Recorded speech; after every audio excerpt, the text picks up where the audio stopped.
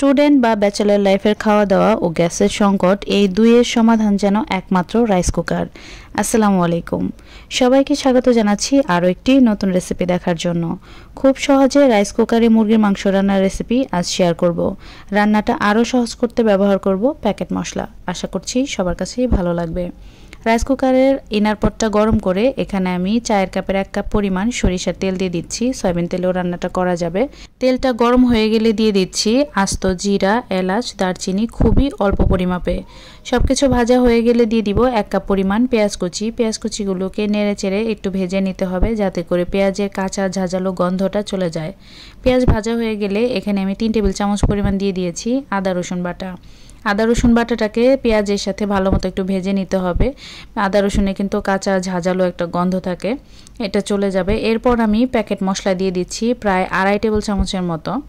এখানে আমি প্রায় 1 কেজি মাংসের মতো রান্না করব। প্যাকেটের গায়ে কিন্তু 1 কেজি মাংসের জন্য 1 প্যাকেট মশলা দেয়া থাকে। এইভাবে রান্না করলে কখনোই এটা খাওয়া যাবে না, কারণ এখানে প্রচুর পরিমাণে মশলা থাকে। এত বেশি মশলায় রান্নাটা ভালো হবে না, তাই একটু জেনে বুঝে পরিমাপ মতো দিতে হবে। মশলাটা সামান্য একটু পানি দিয়ে ভালো মতো কষিয়ে নিয়েছি। এরপর স্বাদ মতো লবণ দিয়ে দিচ্ছি। এরপর দিয়ে দিচ্ছি মাংসগুলোকে মশলার সাথে খুব ভালোভাবে মিশিয়ে নিব। রান্নাটা আরও সহজ করতে সব উপকরণ একেবারে মাংসের সাথে মাখিয়ে তারপরে বসিয়ে দিতে পারেন। আমি একটু কষিয়ে রান্না করতেই বেশি পছন্দ করি। সব কিছু মেশানো হয়ে গিয়েছে, এখন ঢেকে রান্না করে নিব 4-5 মিনিটের মতো। এতে করে কিন্তু মাংস থেকে পানি বের হতে শুরু করবে। আর মাংসটা একদম ফ্রেশ ছিল, এটা ধোয়ার সময় অনেক পানি ঢুকে গেছে মাংসের মধ্যে, সেই পানিটাই কিন্তু রান্না করার সময় বের হয়।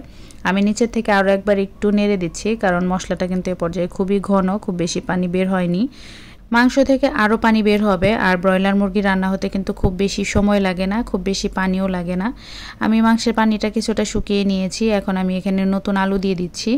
নতুন আলু সেদ্ধ হতেও খুব একটা সময় লাগে না। আলুগুলোকে মাংসের সাথে খুব ভালোভাবে মিশিয়ে নিয়ে ঢেকে রান্না করে নিব একদম পানিটা শুকিয়ে যাওয়া পর্যন্ত। মাংস রান্না করার সময় মাংসটাকে যত বেশি আপনি কষিয়ে রান্না করতে পারবেন, এর টেস্ট কিন্তু ততটাই ভালো আসবে।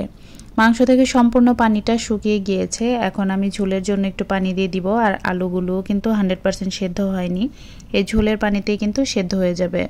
আমি মাংসটা খুব বেশি ঝোল করব না, আমার যতটুকু প্রয়োজন তাই বুঝে আমি এখানে পানি অ্যাড করে নিয়েছি। আপনারা মাংসটা কতটা পাতলা বা গাঢ় খেতে চান তাই বুঝে প্রয়োজন অনুযায়ী পানি অ্যাড করবেন। সব কিছু ভালোভাবে মিশিয়ে দিয়ে ঢেকে রান্না করে নিব ঝোলটা একটু গাঢ় হওয়া পর্যন্ত। আর আলুগুলো এ পর্যায়ে কিন্তু তুলে একটু চেক করে দেখবেন সফটলি সেদ্ধ হয়েছে কিনা। আমার রান্নাটা পুরোপুরি হয়ে গিয়েছে, এখন আমি সার্ভ করে দিচ্ছি। এই মাংসটা আপনি ভাত, রুটি, পরোটা, পোলাও, খিচুড়ি যে কোনো কিছুর সাথে সার্ভ করতে পারেন। এটা কিন্তু দুর্দান্ত টেস্টের হয়েছে।